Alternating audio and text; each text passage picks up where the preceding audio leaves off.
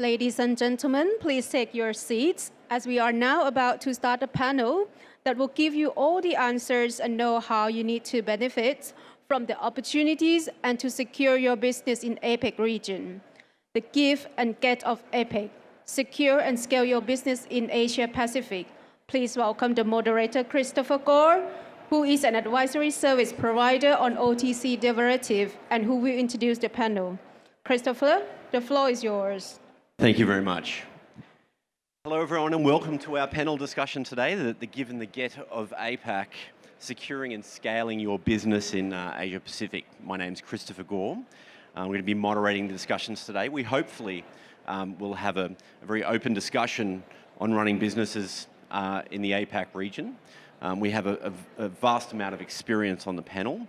Each of our panelists are expert or subject matter experts in their own right and have a significant amount of experience at running businesses within the APAC region. So I look forward to their insights.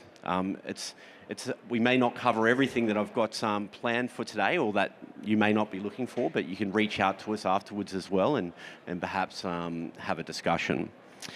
So we do operate in an industry which is sometimes very difficult, as you well know. There are many roadblocks and certainly there's more of a few traps along the way. But for those that persevere, as we know, it can be highly rewarding.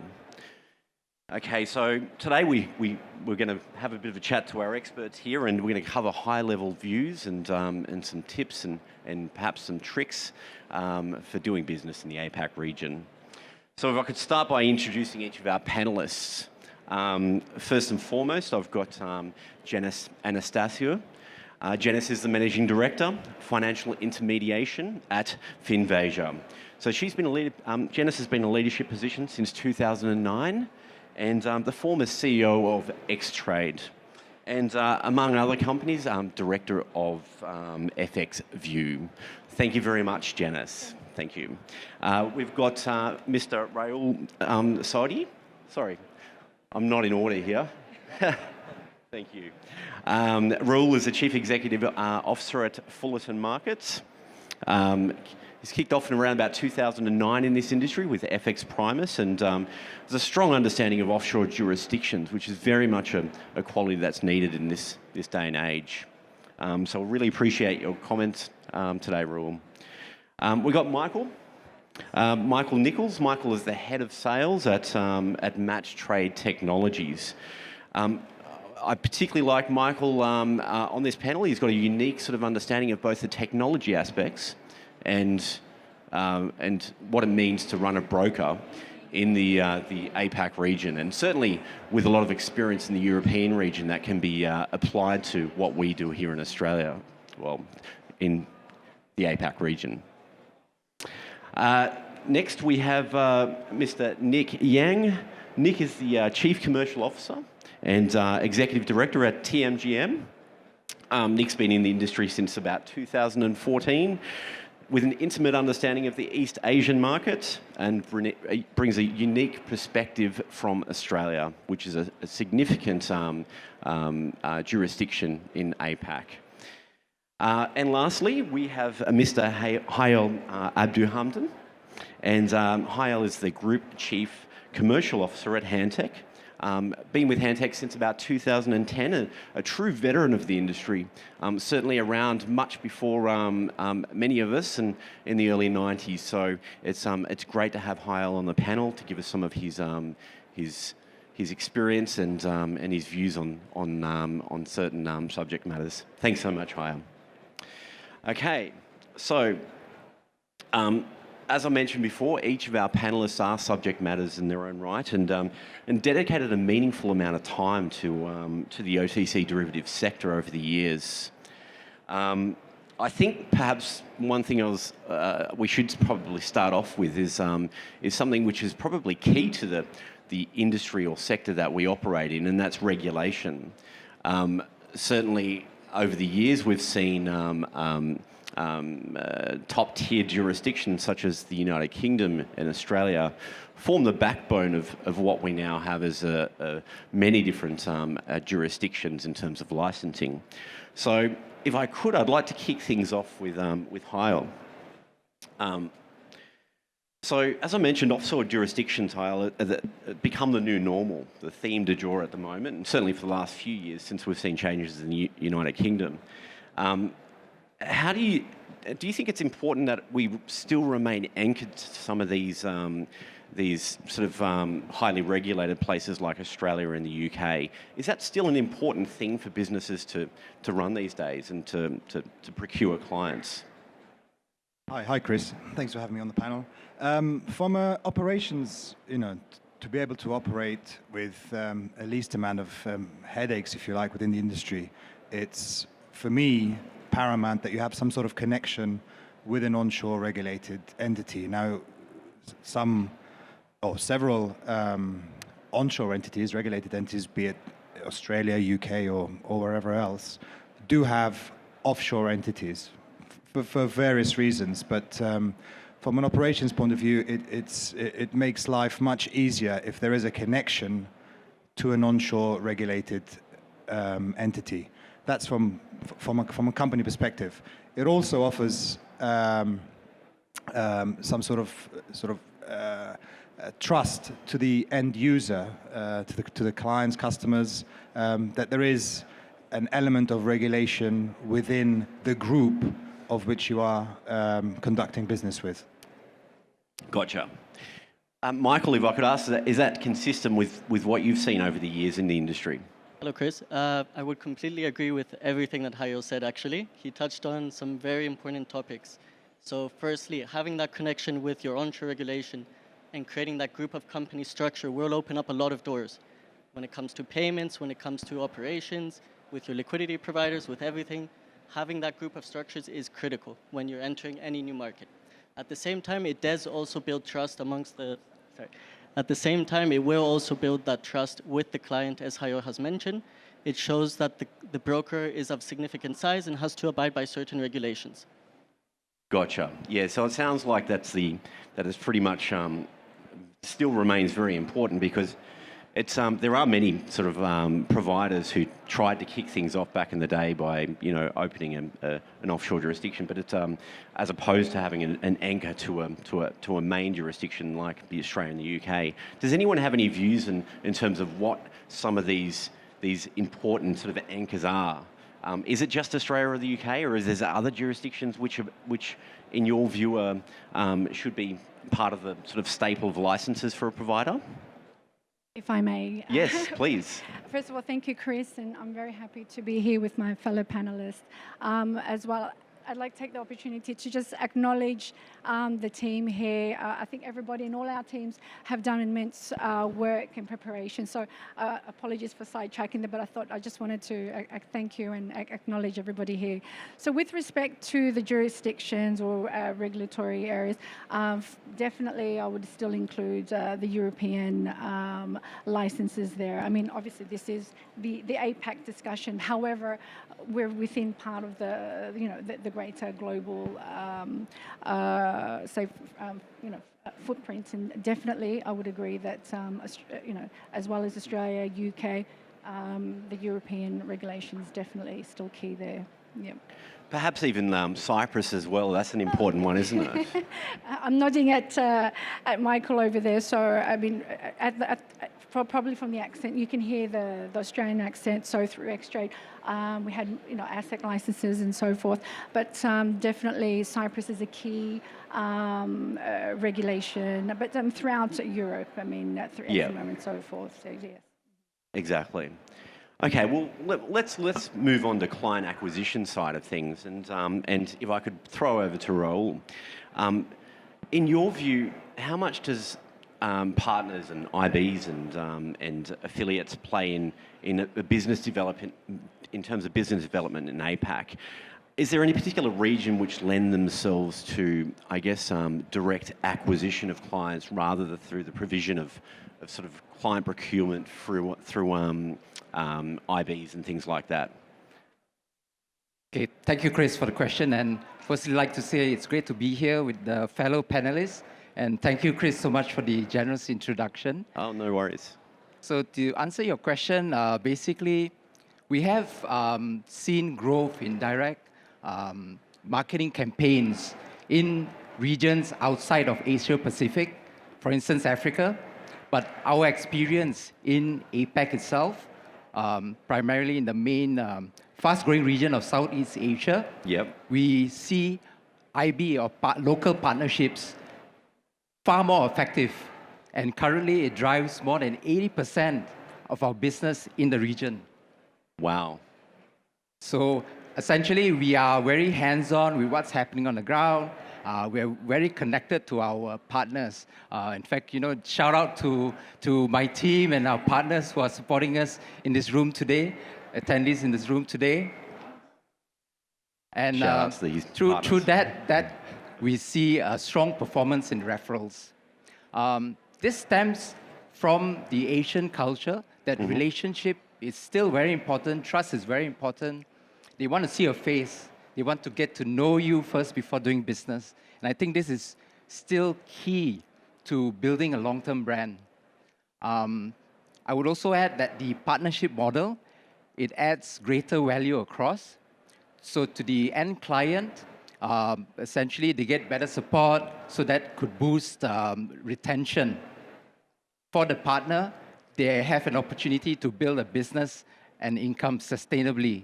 So win-win for the community and for us as the service provider, of course.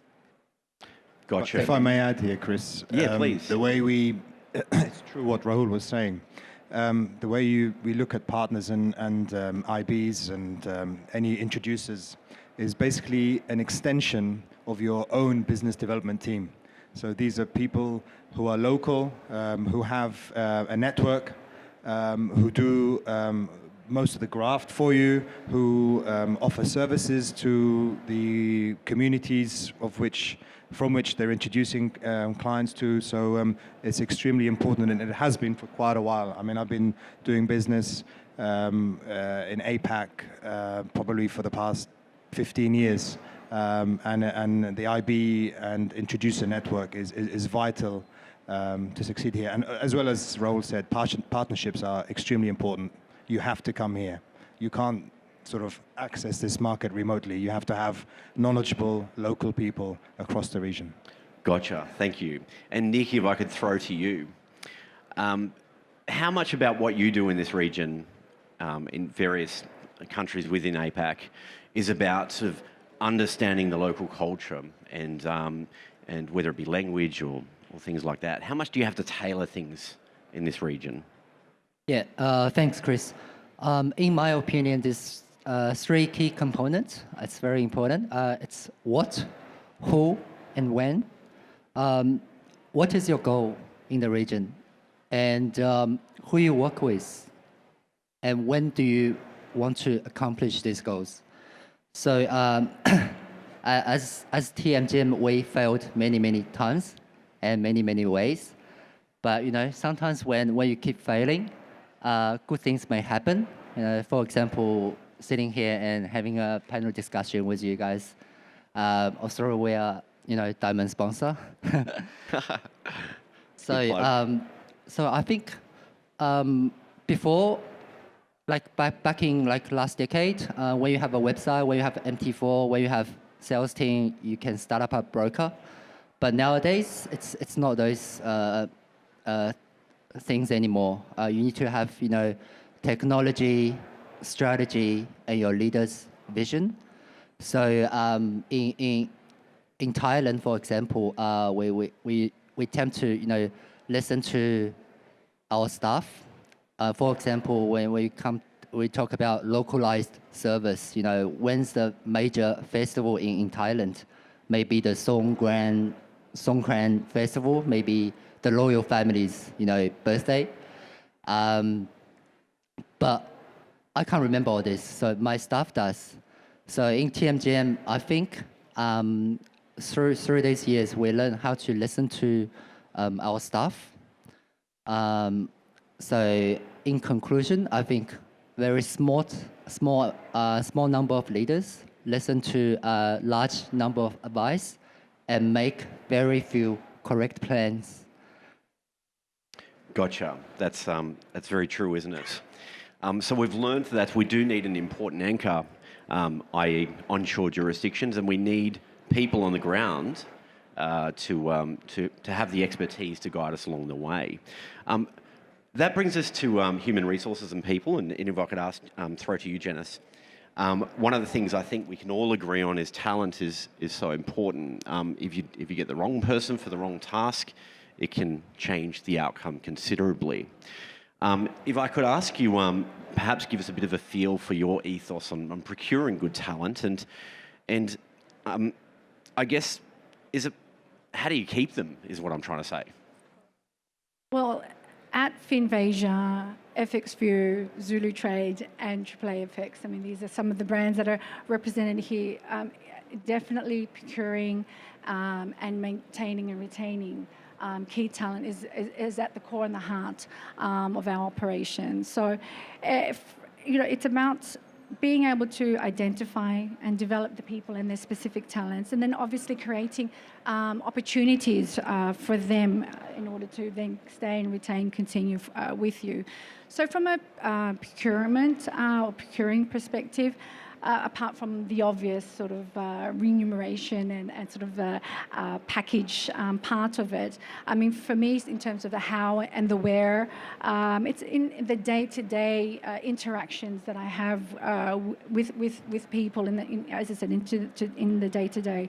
It's also through our networks and in networking opportunities, such as events like this. Also through our partners. I mean, we engage and cooperate with numerous partners that really become integral and a key part of our business and our operations. So a lot of the times, talent lies there, or talent lies in their referrals or recommendations. And because they are our partners, we do value those recommendations as well. And then so for example, at Finvasia with the organisation, we do like to extend the search to study new talent. So going out onto on-campus sites, onto career and so forth, because there's talent there that's fresh, that's raw. They give you a different perspective on things, and also this new talent, this fresh talent, are looking for organisations that will nurture them and will encourage and grow with them. So these are sort of three key components of the procuring side of things. With respect to retaining talent, one of the key things for me definitely is the continuous acknowledgement and recognition. And I am speaking again definitely to our team here. And also, I guess this is not things that are new to all of us, but definitely promoting within. So again, providing opportunity there, giving your talent or your employees or your leaders opportunity to take ownership, whether it's a product, whether it's a team or a new jurisdiction or area. So these are all sort of key components. And then obviously from the HR component, the continuous development, support, the training, and for what sort of we've identified as well, definitely in the couple of years of the pandemic, is that recognizing as well, it's the wellness of the whole being. So there's all that, everything related to your growth and so forth, but there's also the whole person that needs to be considered there. So I guess in summary, each talent is unique in itself, or each, therefore you need to sort of identify what is the criteria or what's important to that talent or that talented person in order to continue to retain and maintain them. Gotcha. Thank you so much, Janice. If I could throw over to Hail, there seems to be a bit of a rush for Southeast Asia at the moment. Certainly, anecdotally, that's what we're seeing through a number of different providers and speaking to heaps of people here at the expo today. So it's not necessarily the easiest place to do business in some respects, but if you could perhaps give us a bit of a run through on your sort of approach in dealing with specifically Southeast Asian markets, if I could. Any tips and tricks or whatever you got, basically. I don't think there's any tricks, but Tricks. in terms of, first of all, choose the location. Do one location at a time. Don't spread yourself too thin. Once you've chosen that location, do your research. Where are you going to position yourself? Do you have the product? What is your value proposition out there? Is it a sustainable value proposition? Where are you going to position yourself in terms of pricing? Technology-wise, we have the region is, as tech savvy as they come. So if you don't have the technology, you don't have your price, you don't have the right product, you're not going to make it in this region. It's a very demanding region. It's a extremely competitive region. Wherever you go to choose, as you said, a lot of people are rushing to this industry. So you've got to bring your A game here. You can't just hit and hope because it's a recipe for failure. That's for sure. Get your narrative right. One form of communication doesn't work in the whole region. So choose your right communication channels, the narrative, understand the culture. You've got to build relationships here. You have to come to the region. You have to do the field work. You have to build trust. There has been, obviously in the past, as with any industry, there has been, unfortunately, companies who have spoilt it for others and left some sort of, stigma around the industry. So trust needs to be built up again in order to succeed in this region. That really gets back to your point earlier, doesn't it, about having an onshore sort of anchor to establish that trust, to they have the ability to understand, okay, this is not just a company that's setting up a shop overnight in a particular area. It's a company that has its roots in different jurisdictions. So. That's for sure. I forgot to add actually, hire local. Hire local people with knowledge. Get to understand the people. Listen to the people.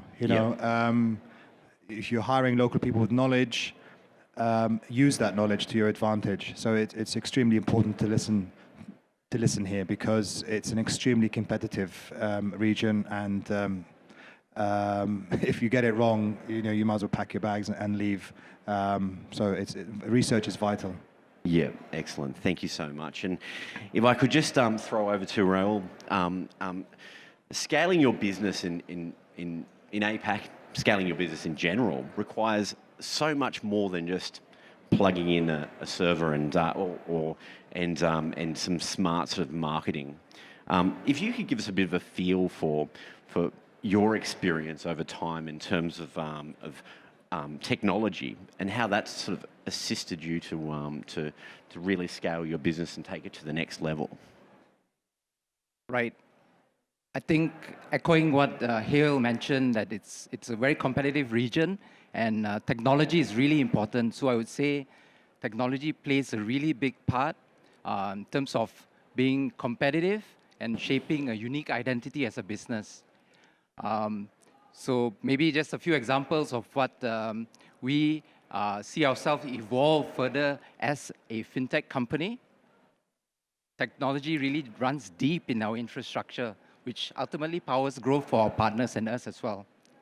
So just a few things I would like to share that as an example, that we have developed in the past. We were one of the first to actually integrate a very complex instant rebate engine, which can support partners of any network size and infinite overriding levels. So another thing we developed for partners as well is a very unique and powerful e-business building tool we call Pickbox. And essentially what this does is it gives daily curated educational content and a wealth of other tools. So any partner who is even new to the industry is able to pick it up quickly and easily and fast. For end clients, we have a follow trade system we call CopyPip, with very low latency, cross-server copying mechanism, and we are coming up with a new upgrade which will allow clients to be able to not only copy but trade on the same account. So things like that. Maybe one more thing I can share is that a little bit sneak preview to the audience today, because we've not officially announced it yet. We will be one of the first to adopt a multi-broker, blockchain-based loyalty program, which will give even bigger benefits to our partners and clients. I think essentially, again, technology is really important. We are definitely going to continue to leverage on technology to add value to the industry. I know it may sound like a fantasy, but we truly believe in having this mindset, having this attitude,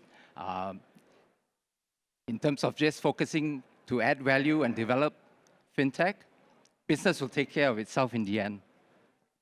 Well, this is a good time to throw over to Michael. He's our technology expert on the panel. I'd love to hear what you think about what a broker needs to kick things off from a technology point of view. Great. So firstly, I would say it's critical to partner with a provider that is working in those regions. So you need to have that support. When there is issues, which it is technology, there will always be some sort of issue. It's good to have a support team that works 24/7, that works across the globe and has the team that will be able to assist you. Secondly, I would say the most important thing is to do your research. You need to understand the market habits of the country you're entering, of the region you're going to enter.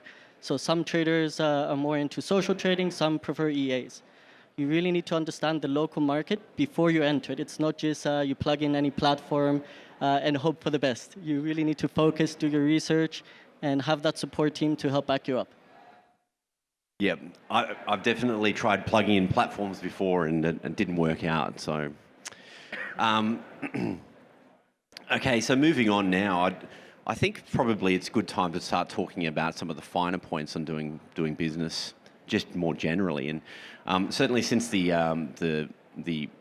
offshore jurisdictions have become the theme du jour, many of us have had issues with banking. So I'd love to throw, if I could, over to Raul, who's had significant experience with payment service providers and offshore jurisdictions in the past, just to get a bit of a feel for, or give us some tips in terms of, for those who are struggling to find some reliable and trustworthy PSPs.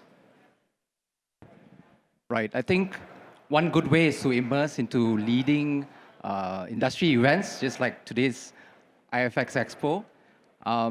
Great way to connect with service providers, just like the amazing ones on this panel today. And of course, trustworthy, reliable payment service providers. But I think the bigger challenge is actually finding a PSP that essentially fits your needs in terms of the markets that you are in.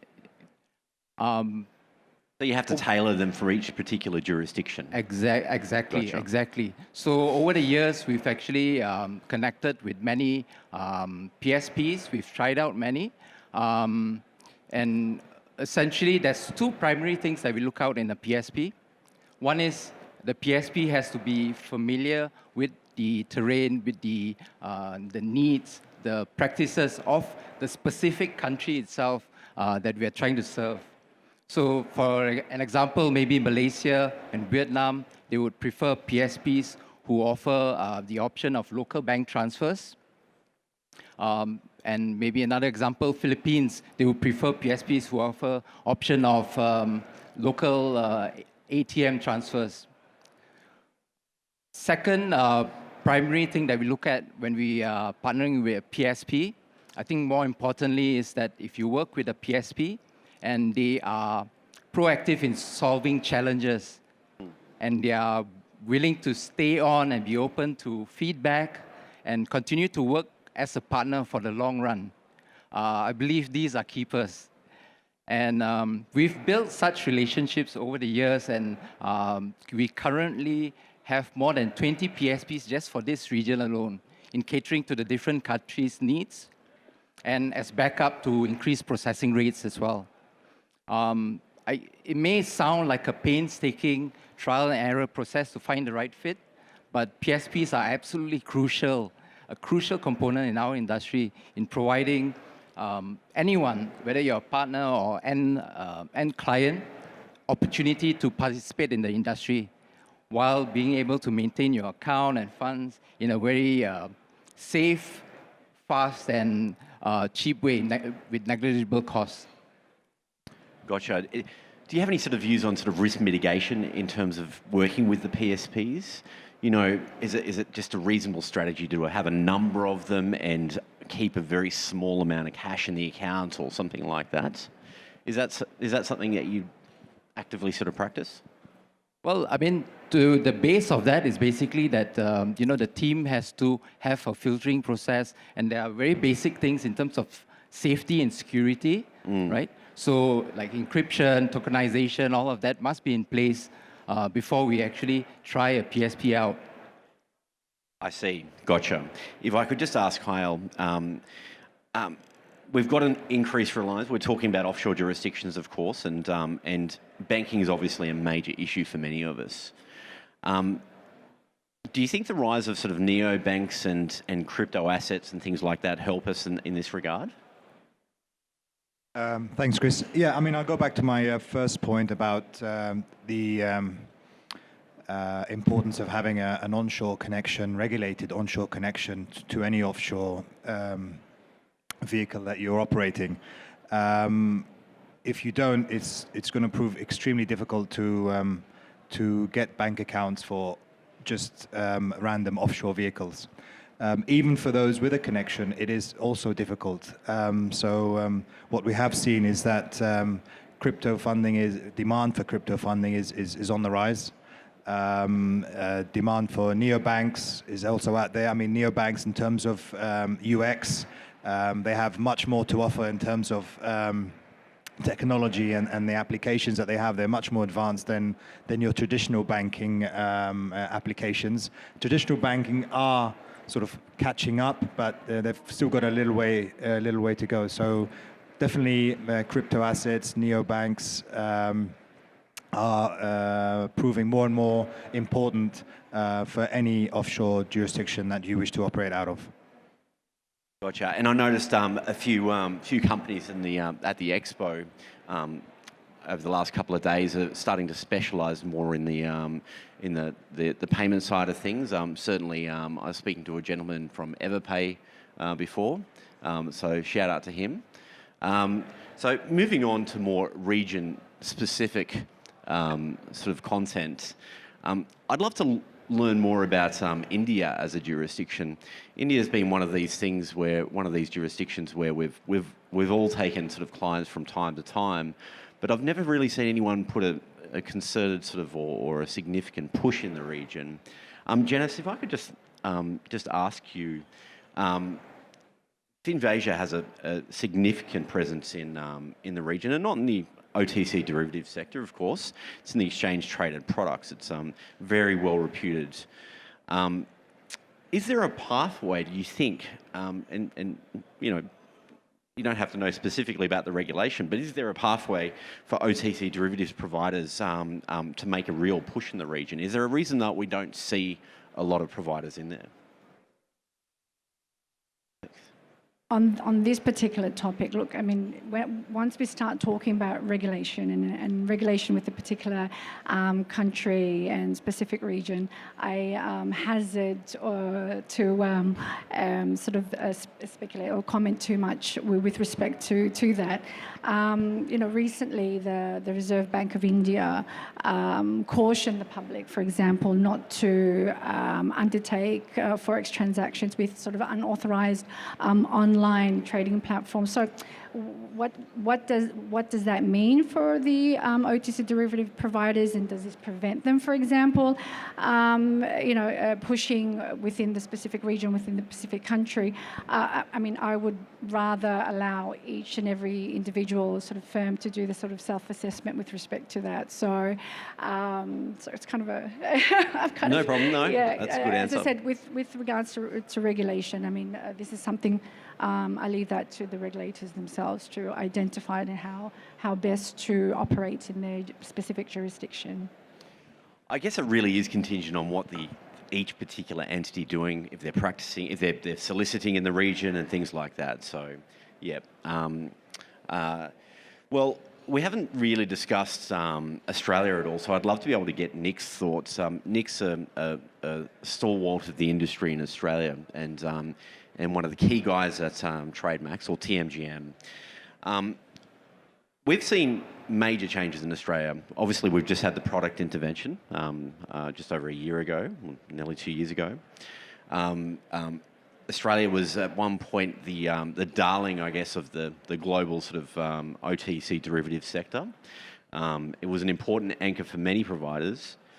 Does it still?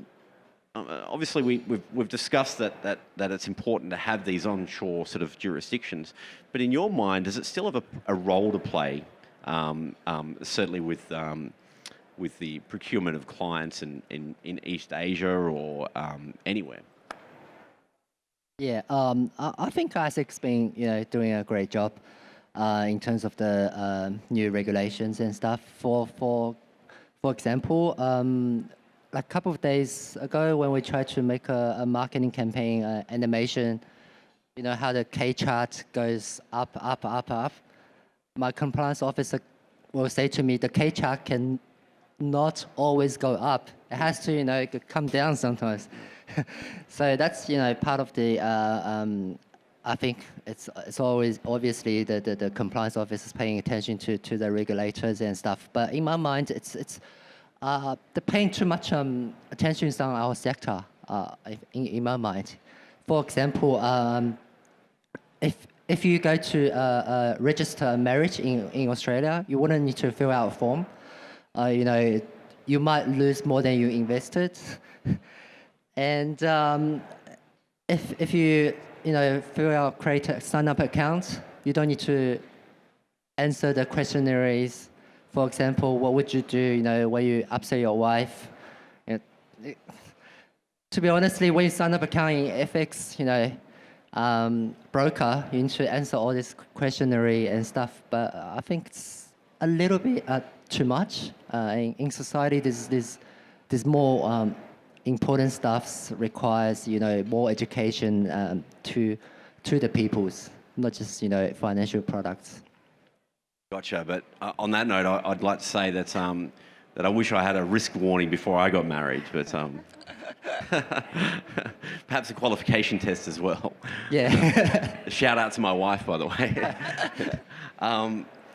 Okay, so lastly, I'd like to touch on China. I mean, this is the elephant in the room, I guess. And if I can think back 10 years or so, 12 years, China was such an important part of many of our businesses, and it really did build the foundation of the industry as we know it, I think anyway. Certainly the demand from the region was significant. If I could ask you, Nick, over the last decade, we have seen demand sort of wane somewhat. Certainly in the last few years, since we've seen significant challenges in the region, its relevance appears to be shrinking for many businesses. Is this about demand from the region? Is this a demand issue, or is this it's getting too hard to do business in China? No, it's 100% not the demand issue, 100% not. Because I'm so confident that when you talk about China economic, it's driven by the policy. Yep. I think, yeah, it's it's things are getting harder in China to do business, but to brokers, it can be bad, it can be good. The good side is, you have less competitions. Probably some brokers just, switch their focus away from China market. It's too, maybe it's too much uncertainty. They'll move away to, Southeast Asia regions, for example, Vietnam, Thai, Malaysia. But I think Chinese people, good about Chinese people is they're very good at following the policy changes, adapting the new environment. Once the whole policies, change focus to opportunity creation and economic, there might be new opportunities, coming up. I'm pretty confident on that. And another thing I'm very confident, very, very confident is in our industry, we never lack of opportunities. Our people in the Forex industry are very good at catching opportunity. Yeah, absolutely. Yeah, that's the way we've become, isn't it? Well, we're out of time, and I want to say a very special thanks to each of you, and I very much value your commentary, and thank you for being a part of it, and thank you for listening. Thanks so much.